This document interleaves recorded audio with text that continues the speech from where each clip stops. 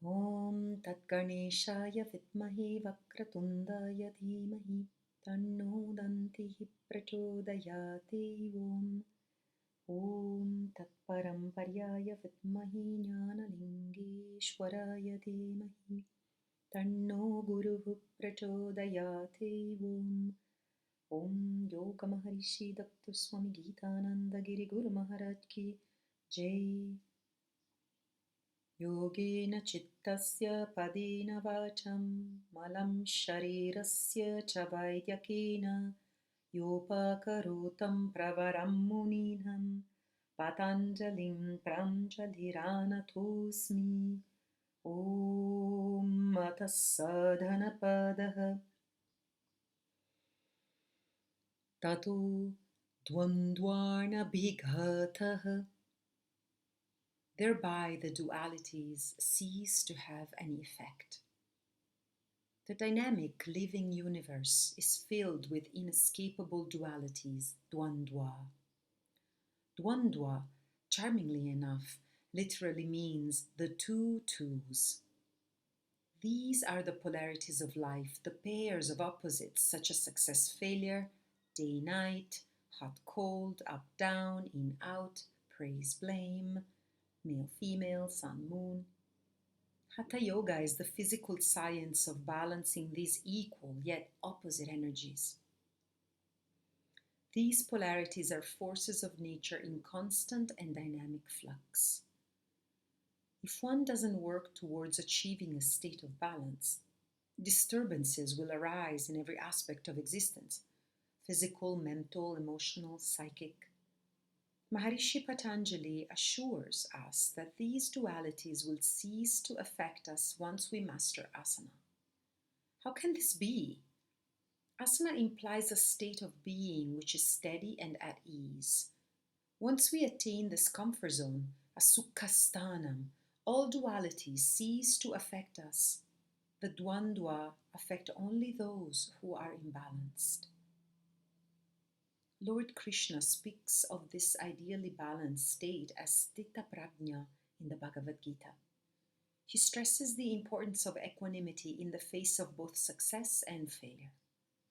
Krishna describes the man of sthita prajna as the one who is beyond passion, fear, and anger, 256, devoid of possessiveness and egoism, 271, firm in understanding and unbewildered, verses 20, engaged in doing good to all beings, 525, friendly and compassionate to all, 1313, and who has no expectation, pure and skillful in action, 1216. Lord Krishna also tells Arjuna in 12:18 and 19, he who is the same to friend and foe, also in honor and dishonor, who is the same in heat or cold, and in pleasure and pain, who is free of attachment, to whom censure and praise are equal, who is silent, content with anything, homeless, steady-minded, and full of devotion, that person is dear to me. A comparison may be made with the agonist-antagonist physiological principles of the musculature and the skeletal system. However, Maharishi Patanjali does not limit this concept to the physical or physiological level. For him, the whole of yoga is based in mind.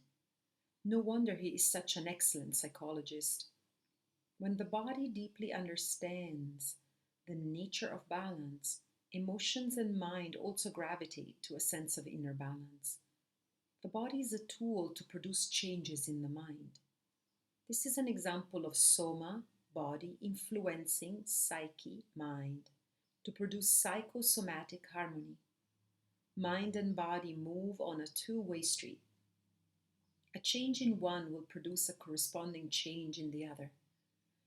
The universal dualities will always exist whether we like it or not.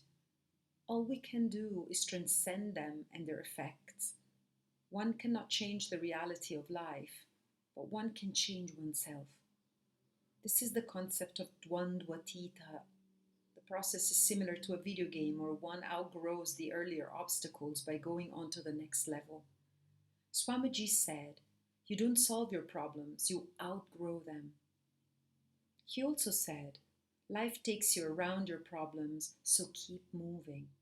Change that which you cannot accept, and accept that which you cannot change." This is an excellent motto in this regard. There are only 4 sutras related to asana in this whole of the Yoga Darshan. In one sutra, Patanjali mentions the word asana. In another, he describes asana. In another, how to move into asana. And in the last one, he gives the benefits of asana. Patanjali does not name a single asana, nor does he give the physical benefits. Those ideas are not important to him. His main rationale of asana is as a method of overcoming the dualities of life. Through asana, one goes beyond the dvaṅdva into the state of dvaṅdva-atita, and then samatvam and samabhava can manifest. The essence of the sutra is that through asana, one becomes established in one's own self. A sense of contentment is fostered as well as a feeling of being at ease. Yoga is not limited to yoga class or a session of physical posturing and breath control, but rather is a way of life. One must see bigger picture and not the corners of the canvas. Another way to look at asana is as the present niche or place we occupy in our evolutionary trajectory. There are asana inspired by plants, amphibians, reptiles, mammals, humans, rishi, gods, geographical elements. When we put our body and its limbs into a shape which resembles these various phenomena, we can travel consciously through the evolutionary history. Every time we change our body position, it is a kind of death in the evolutionary sense. We realize we are nevertheless for dying and lose our fear of changing form. Humans are the only creatures blessed with this opportunity to practice asana drawn from different moments in evolution. Animals are trapped in their asana of birth. A snake is always a snake, a dog is always a dog, and a fish is always a fish. But as humans, we are exercising this choice. What happens if we don't choose to choose? Do we continue to evolve? Swamiji often said, the evolutionary story is not about the chosen few, but the few who choose. Are you going to choose conscious change?